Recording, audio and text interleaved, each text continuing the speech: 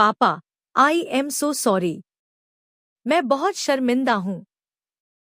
मुझे यकीन है कि आपने कभी नहीं सोचा होगा कि आपकी बेटी ऐसा कुछ करेगी, लेकिन मेरी भावनाएं उस वक्त काबू में नहीं थी।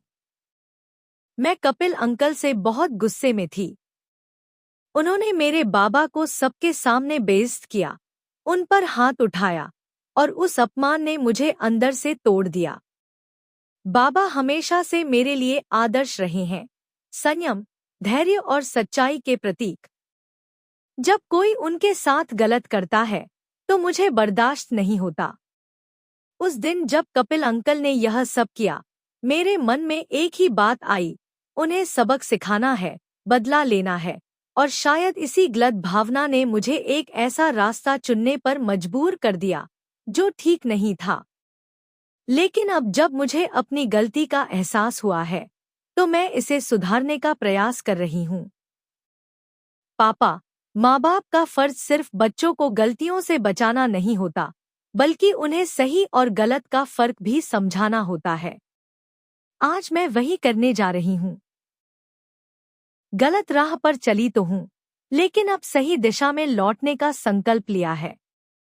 चलिए मेरे साथ, इस गलती को ठीक करने में मेरा साथ दीजिए। मगर जब मैंने पापा से कहा, चलो मेरे साथ, तो उन्होंने सिर्फ एक शब्द में जवाब दिया, नहीं।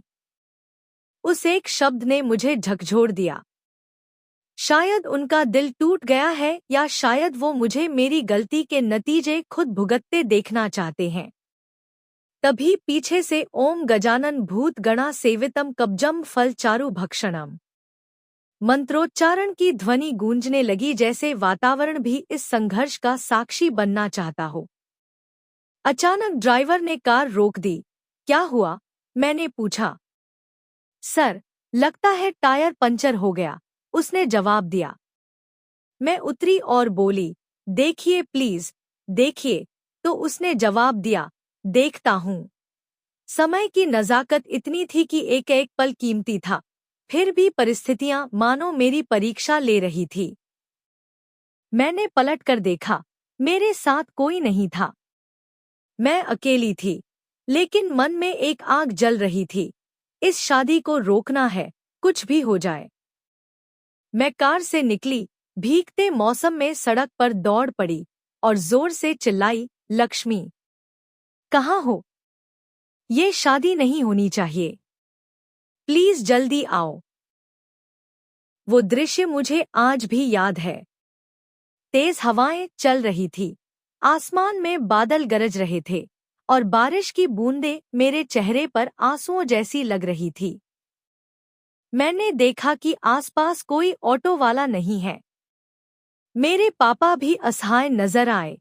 शायद उन्होंने महसूस किया कि वक्त अब हाथ से निकल रहा है। फिर उन्होंने धीमी आवाज में कहा, देख बेटा, मौसम खराब हो रहा है और मुझे कोई ऑटो वाला नजर नहीं आ रहा है। उनकी बात सुनकर मेरा दिल और बेचैन हो गया। मैंने तुरंत कहा, कार्तिक जी को तुरंत इन्फॉर्म कर देना चाहिए कि यहाँ पे काम हो चुका है, ताकि वहाँ पे वो शादी रोक लें। पता नहीं शादी की रस्म शायद शुरू हो गई हो। उनके शब्द सुनकर माँ ने तुरंत कहा, हाँ बेटा, तू एक काम कर, कार्तिक को फोन कर ले।